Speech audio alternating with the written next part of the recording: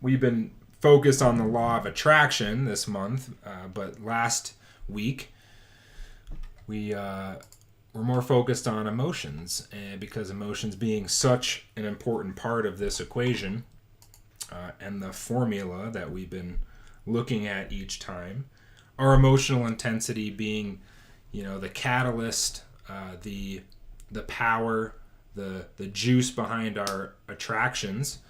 And so I like this photo, just to put things into perspective, and why emotions are so important, because I think a lot of the tools, again, that we talk about maybe fall more on the IQ side of things. When you look at like NLP, for example, and our intense focus on language, it can be a very IQ based approach, or it can feel like you're thinking more than feeling at times. But I really want to stress the importance of EQ and emotions, because just like the picture says here, it's really the bottom of the iceberg. It's the more subconscious part of us.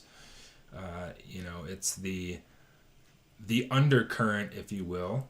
And back to where we started this conversation today, really understanding how people feel and being able to touch people, connect with people on an emotional level, understand what people are going through, even though they may not be telling you, with their language, what's going on. We have more cues to understand, whether it's body language, tone of voice.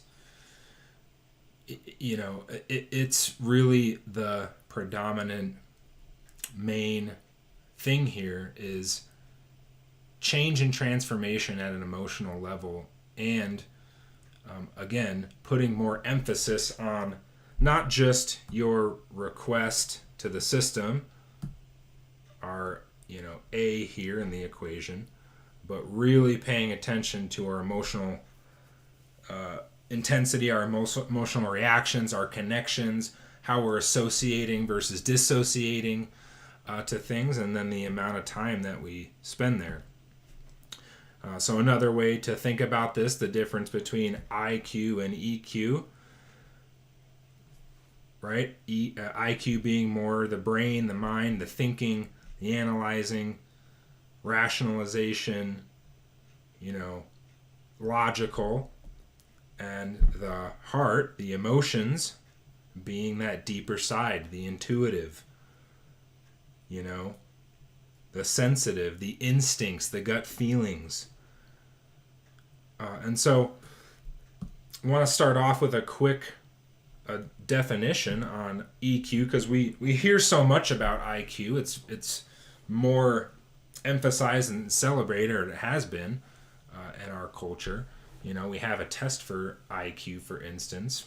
We don't really know about the tests for EQ. They exist, and it's still pretty new science and research behind this. But emotional intelligence, which was really coined by the author Daniel Goleman in his book Emotional Intelligence in the early 90s, I believe. The work had started before that, but he was the one that his book actually was a bestseller, and so he gets the credit for this coming into more focus and being more of a popular thing in recent years. But EQ being the ability to monitor one's emotions and other people's emotions, and then to discriminate between different emotions and label them appropriately. So we've talked a lot about this. We touch on it in various tools, the power of labels and the meanings that we create behind things. So one of our classic examples being the 8-foot step ladder versus the 800-foot cliff. Our example of the woman rock climbing and Colorado, and she's about to make a release maneuver on a side of a cliff where she's going to be suspended in midair for a split second. And if we freeze frame her in that moment and we look at her adrenal and cortisol levels, they're through the roof, right? And then we take to contrast this, a totally different scenario, a man standing on the last rung of the ladder, of the step ladder, putting the final ornament on the Christmas tree, but he's deathly afraid of heights. And if we freeze frame him in that moment, same thing, same adrenal and cortisol levels through the roof, couldn't get any higher. And the difference between these two scenarios, why the woman's able to do this on an 800-foot cliff and the man's struggling to do it on an 8-foot step ladder, is the meaning behind it. So, what this emotional response is, the same neuropeptides, right? Same chemicals floating through the bloodstream, what that kind of physical bodily response is creating for the woman, she's never been more alive. It's the adrenaline of life versus for the man, never been closer to death, deathly afraid of heights. It's the adrenaline of death. Right? So same emotional response, same emotional situation, different meanings, right? This is why we focus so much on the meanings that we create and the software that's running, because it's what's doing the interpreting of the data points of life, of our emotional reactions to these data points. So first, being able to discriminate, knowing what emotion you're feeling, what emotion you're actually feeling, and then labeling them appropriately, labeling them consciously, and using that emotional information to guide your thinking and behavior and use it consciously. Again, talk about consciously directing our emotions last time. Can we control them versus are they out of our control?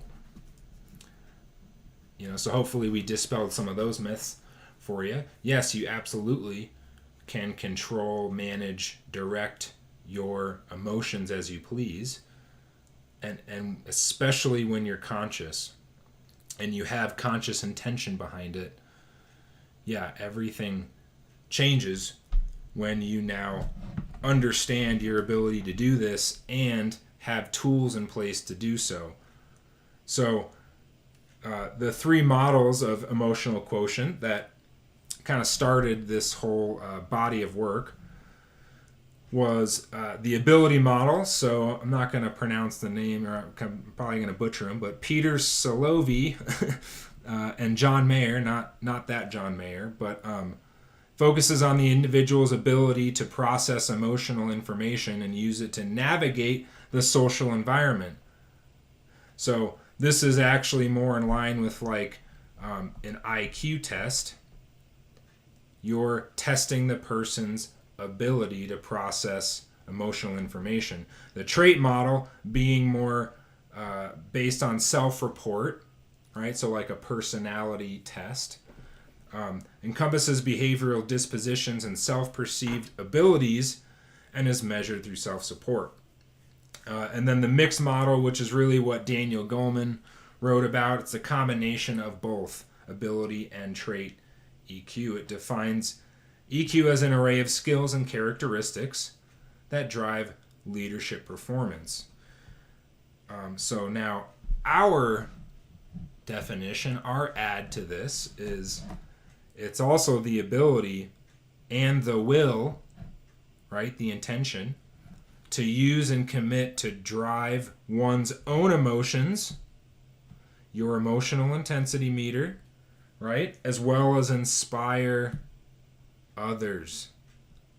Inspire others' emotional intensity, and knowing that your emotions are not dictated by events or outside forces, but you dictate your own emotions. You drive then the outside forces and events to your will, right? So going back to changing the meaning of things changes your experience of the emotion. Now, I have a fun little story to start the rest of this content, just to give you a more practical, application-based understanding of this. I had a client give me a great example this past week where they were at their job and their vendor, he found out he wasn't having a great day. Their vendor ended up screwing up an order, and so his reaction was anger, frustration, ended up kind of blowing up on this person, right? The rep at the vendor ended up feeling the wrath of his emotional reaction to this, and it was just like, yeah, I understand, being able to change my emotions, but sometimes it's just I find myself in these situations where it's not until after the fact where I'm maybe driving home from driving on my way to back to home, and I'm thinking about the day, and I'm why did I react like that, and man, I wish I wasn't so angry, and I wish I didn't blow up on that person. They probably didn't really deserve it. But that's just one example of how this happens. I don't get it until after the fact and where I'm reflecting. So I think this is a pretty common challenge with these things, because these type of emotional reactions, they're based on, again, software. They're based on habits. They're based on strategies, patterns that have run for a long, long time. And so most people just, it's an automatic response, right? It just kind of happens. It's what it's what you're used to. You don't even really think about it. Just kind of like you've driven a car enough times, you don't really think about, how you're driving, where you're going on your way to work. It's just kind of, you're on autopilot, right? Yeah. We're very efficient at this. Our brains are very efficient. There's actually a scientific reason as to why this happens, because to think actually requires a lot of energy. To actually think about what you're doing and pay attention and focus, and it does actually require energy. So our brains will find ways to do things where you don't have to think about it to conserve energy. So just a fun little tidbit there for you. There is evolutionary reasons as to why these things happen. But so what are you to do? How do we, if we're not conscious of this when it's happening, how do you be conscious? Because that's really the name of the game here. If you're running life on autopilot, if you're unconscious, then how can you change those things in the moment? So this is why we preach so much. Probably say it every time. Consciousness, consciousness, consciousness. It's not about judgment, about getting angry or getting sad or depressed, or there's no judgment on the emotion. You become conscious of the emotion that runs and say, why did I react that way? Or why am I reacting that way right now? Why am I in this emotional state? What just happened? What triggered me? Oh, it's based on that piece of old software. Oh yeah, I remember in my conversation with Brian, that was based on a thing that was installed years ago, part of family of origin software. And so it takes being conscious in the moment. And so if you were to do nothing, if you were to just throw all of your tools, out the window and just do nothing but pay attention, just pay attention and listen to your reactions, your responses, your thoughts, your emotions throughout the day, you're going to have some pretty interesting insights, realizations, and hopefully transformations, because you're going to say, huh, that's interesting. I can see why I reacted that way. Oh, that's a piece of old software. Oh, wait, I do have a tool for that. And so I mentioned this last time, and this is the tool that I gave to the client. How do you be conscious when you're unconscious? Well, again, this is going to be a shocker when I say this, guys. I know it.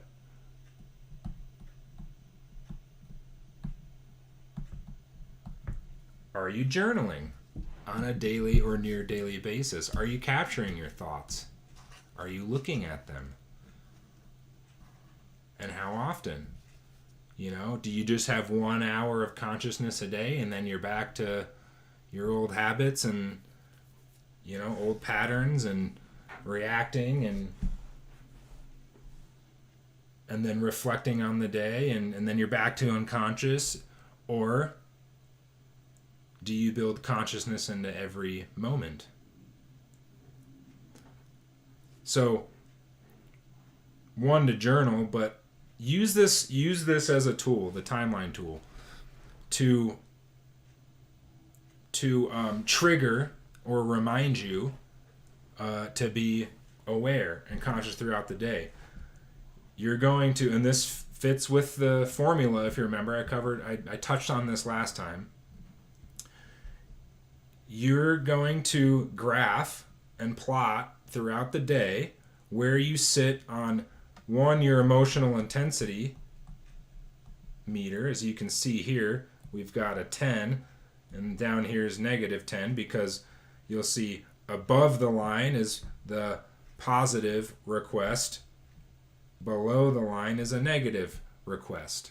But even if you're not doing this to track a manifestation or track a specific ask, you can just do this as a self-reporting, journaling kind of exercise. You're going to set an alarm, on your phone, and start with every hour. And maybe you move to every 30 minutes. But every hour is a pretty good time frame, interval. And every hour, the alarm's going to go off. You're going to check in. What's my emotional state right here? What's my emotional intensity? And you're going to plot it.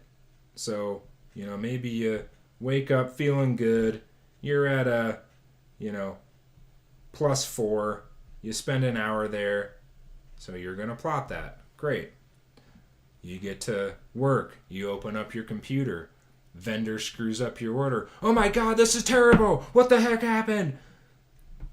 How many hours do you spend there? So this is why it follows the formula. Is it 6 hours at a -8?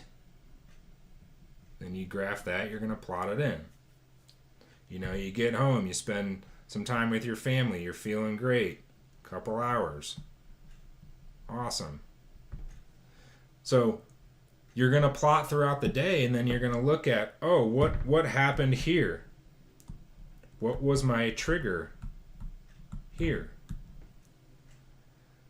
And as you start to build conscious competence with this, as you start to be even more aware throughout the day, these old songs on the radio, these triggers for old software, you catch them right in the tracks. So now old software doesn't run for 6 hours. Maybe it only runs for an hour, or a minute, or a second, or a millisecond. Because you're ever increasing consciousness, you're able to catch it in its tracks, so that when the vendor screws up the order and you're like, oh wait, I can feel old software starting to react here. Now you can play a different song.